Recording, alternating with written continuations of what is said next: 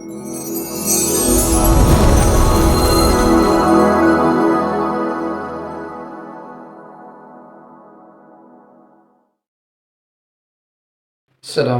warahmatullahi wabarakatuh.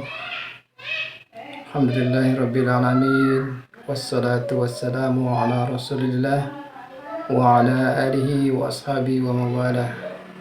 Asyhadu an la ilaha illallah wahdahu la syarika lah wa asyhadu anna Muhammadan abduhu wa rasuluh la nabiyya ba'dah. Rabbi israh li sadri wa yassir li amri wahlul 'uqdatam min lisani yafqahu qawli. Subhanaka la ilma lana illa ma 'allamtana innaka antal alimul hakim. Saudara-saudara yang dirahmati oleh Allah Subhanahu wa taala, dalam video ini saya meniatkan diri untuk sharing bagaimana seseorang yang akan melaksanakan sebagai khatib, khususnya ketika dia bertugas sebagai khatib Jumat. Untuk itu, pembahasan kali ini saya pecah-pecah menjadi beberapa bagian. Yang pertama, nanti dibahas bagaimana syarat-syaratnya seorang untuk menjadi khatib. Kemudian selanjutnya nanti akan dikupas juga rukun-rukun khatib Jumat, rukun-rukun khutbah Jumat. Oleh karena itu, para teman-teman sekalian atau sahabat yang saat ini sedang melihat video ini, cukuplah untuk berikhlas diri untuk sampai video ini selesai, sehingga ini akan mendapatkan manfaatnya buat para calon-calon khatib yang mungkin akan segera ditugaskan untuk menjadi khatib Jumat di lingkungan sekitarnya. Saya melakukan ini berdasarkan juga apa yang saya pelajari dan tentunya juga sebagai bagian dari pengalaman ketika tugas menjadi khatib Jumat di lingkungan di mana saya bertempat tinggal. Mari kita coba lanjut dengan bahasan yang pertama tadi, yaitu ketika orang atau ditugaskan untuk menjadi khatib, maka dia harus memenuhi beberapa syarat. Yang pertama adalah seorang laki-laki. Jadi pada umumnya yang menjadi khatib adalah laki-laki. Jadi yang pertama adalah seorang khatib itu adalah seorang laki-laki. Yang kedua, dia harus sudah akil balik. Jadi ini sudah menjadi satu ketentuan yang wajar bahwa seorang khatib pastinya harus sudah akil balik. Yang selanjutnya atau yang ketiga, suci dari hadas dan najis. Jadi dia harus dalam keadaan bersih, maka diupayakan dia tidak dalam keadaan hadas ataupun bernajis. Yang keempat adalah dia harus menutup aurat. Jangan sampai nanti ketika menjadi khatib akan nampak auratnya yang akan terlihat di hadapan jamaah sholat Jumat. Selanjutnya yang kelima, paling tidak dia paham membaca Al-Quran, dan lebih bagus lagi dia punya kemampuan untuk berbahasa Arab. Tapi paling tidak dia mampu membaca Al-Quran.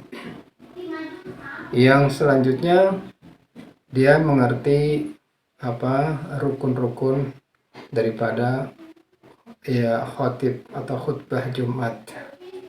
Jadi khutbah Jumat itu adalah prosesnya monolog. Jadi tidak ada dialog. Jadi Yang disebut khutbah itu, satu khutbah itu adalah pidato ataupun ceramah. Khutbah itu berasal dari kata-kata hataba yahtubu khutban, yang artinya adalah pidato ataupun ceramah. Jadi seperti yang saya katakan tadi, di dalam khutbah Jumat itu sifatnya adalah monolog.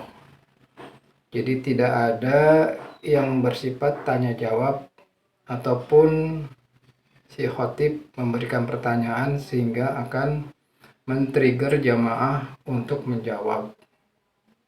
Kalaupun misalnya ada satu pertanyaan, biasanya khotib akan memberikan satu kunci bahwa silahkan jawab di hati masing-masing begitu. Jadi dalam proses berkhutbah senantiasa dihindari materi ataupun konten yang akan menimbulkan pertanyaan kepada jamaah. Karena kalau itu terjadi, maka ketika jamaah menjawab pertanyaan akan mengakibatkan batalnya sholat Jumat.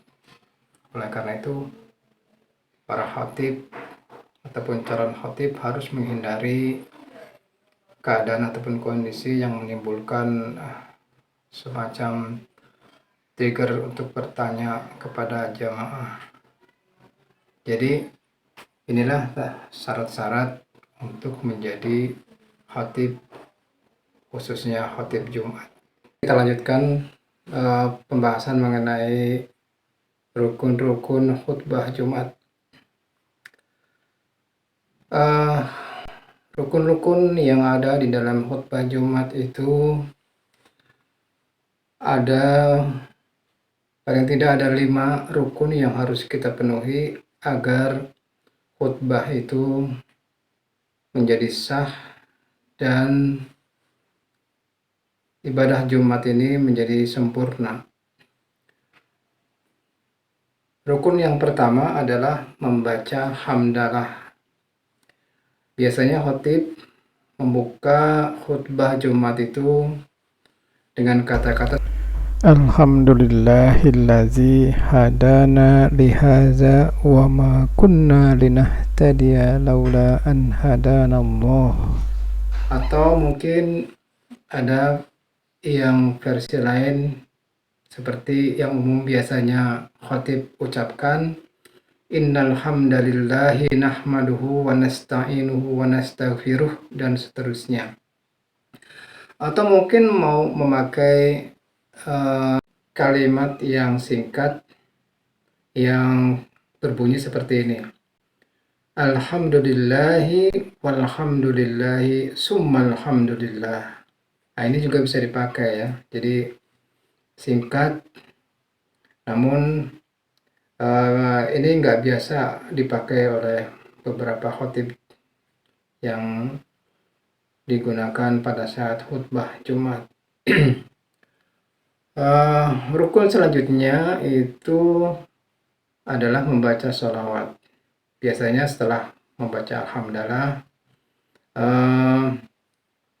itu ada rangkaian bacaan sholawat yang biasanya didahului oleh bacaan syahadat. Jadi setelah misalnya alhamdulillahi walhamdulillahi summalhamdulillah, baru dilanjutkan dengan salawat ataupun syahadat duluan. Misalnya asyhadu an la ilaha illallah wahdahu la syarikalah wa asyhadu anna muhammadan abduhu wa rasuluh la nabiyya ba'dah. Baru kemudian mengucapkan salawat. Salawat itu banyak ya macam atau versinya. Yang biasanya kita dengar ada kata-kata ataupun kalimat yang mengandung sholli alaihi Muhammad, Allahumma sholli ala sayyidina Muhammad wa ala ali sayyidina Muhammad, atau Allahumma sholli wa sallim ala nabiyyina Muhammad wa ala alihi wa sahbihi ajma'in. Nah, itu contoh bacaan salawat yang singkat ya. Kemudian rukun selanjutnya itu biasanya khatib dan wajib membaca pesan takwa. Jadi pesan takwa ini biasanya disebutkan dengan kata-kata berikut. Kayak misalnya, Faya ayuhal hadirun ittaqullaha haqqa tuqatih wa la tamutunna illa wa antum muslimun. Atau ada kalimat lain biasanya seperti ini. Faqala Allah Ta'ala fil Qur'anil Karim, a'udzu billahi minasyaitonir rajim. Ya ayyuhallazina amanu taqullaha haqqa tuqatih wa la tamutunna illa wa antum muslimun. Nah, ini adalah salah satu ayat di dalam Al-Quran yang sekaligus mengandung pesan atau nasihat takwa. Jadi kalau kita sudah membacakan pesan takwa ini dan sekaligus menjadi bagian daripada rukun selanjutnya. Karena rukun selanjutnya itu adalah membaca ayat Al-Quran, 1 atau 2 ayat Al-Quran. Jadi kalau misalnya kita mau menggunakan penggalan pesan takwa itu sebagai bagian dari bacaan Al-Quran, maka yang kita gunakan adalah kalimat seperti ini. Faqala Allah Ta'ala fil Qur'anil Karim, a'udzu billahi minasyaitonir rajim. Ya ayyuhallazina amanu taqullaha haqqa tuqatih wa la tamutunna illa wa antum muslimun. Namun kalau misalnya kita akan membacakan ayat Quran yang lain, jadi pesan takwanya bukan sebagai bagian dari ayat Al-Quran, tapi kita menyebutkan ayat Al-Quran tapi menjadi semacam pesan takwa seperti biasa. Jadi kalimatnya menggunakan Faya ayuhal hadirun atau Faya ayuhan nas. Itu bisa 2 atau bisa ya 1 lagi. Kalau ayuhal hadirun itu maksudnya adalah wahai para hadirin. Kalau ayuhan nas wahai manusia. Jadi ittaqullaha Faya ayuhal hadirun misalnya. Faya ayuhal hadirun ittaqullaha haqqa tuqatih wa la tamutunna illa wa antum muslimun. Baru kemudian dilanjutkan dengan rukun yang selanjutnya, yaitu membaca 1 atau 2 ayat Al-Quran. Jadi kita lanjutkan dengan Faqala Allah Ta'ala fil Qur'anil Karim, a'udzu billahi minasyaitonir rajim. Lanjut kita akan mengambil ayat Al-Quran yang biasanya menyambung dengan tema daripada khutbah itu. Misalnya saya contohkan, Faqala Allah Ta'ala fil Qur'anil Karim, a'udzu billahi minasyaitonir rajim. Innal ladzina kafaru lan tughni anhum amwaluhum wala auladuhum minallahi syai'a wa ulaika hum waqudun nar. Ini adalah salah satu ayat di surat Al-Imran. Nah, ini kalau misalnya kita akan menggunakan ayat ini dan materinya terkait dengan ayat-ayat yang terkandung di dalam arti atau terjemahan ayat ini, kita gunakan bacaan ayat Al-Quran ini. Jadi itulah sekaligus kita masuk ke dalam rukun khutbah yang keempat tadi ya. Jadi tadi membacakan ayat Al-Quran. Yang kemudian biasanya kita juga ada tambahan pesan ya. Biasanya ada tambahan usikum wa nafsi bitaqallah faqad fazal muttaqun ya. Jadi itu juga bisa ditambahkan. Kalau misalnya tidak ditambahkan juga tidak apa-apa. Jadi usikum, aku mewasiatkan kepada kalian, wa nafsi, dan diriku, bitaqwallah, untuk bertakwa kepada Allah. Faqad fazal muttaqun. Sungguh berjayalah orang-orang yang bertakwa. Nah, itulah beberapa rukun Islam, sebagai rukun khutbah. Selanjutnya yang terakhir adalah ketika kita sudah membahas satu materi khutbah, maka biasanya sebelum kita mengakhiri khutbah pertama, kita mau menutup dengan doa, yaitu Barakallahu li wa lakum fil Qur'anil Karim wa nafa'ani wa iyyakum bima fihi minal ayati wa zikril hakim. Aqulu qawli hadza wastaghfirullaha li wa lakum wa lisairil muslimina min kulli zambin fastaghfiruhu innahu huwal ghafurur rahim.